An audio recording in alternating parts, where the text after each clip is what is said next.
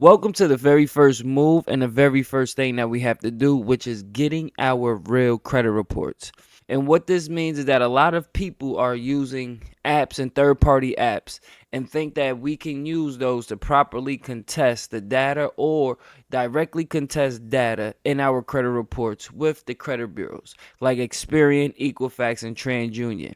What happens is we have to use the data that comes directly from either Experian, TransUnion, or Equifax. We can't use data from third-party apps like Credit Karma, Clarity, Credit Sesame, and etc. So what we're going to do here is, as you see from the screen, is we're going to go to annualcreditreport.com. We're going to get all three of our credit reports today, right now, for free. Also, by law, each individual credit reporting agency has to give you a free copy of your credit report each year, every time that you request it. That's what we're going to do. We're going to get our real, actual credit reports from and directly from the credit bureaus.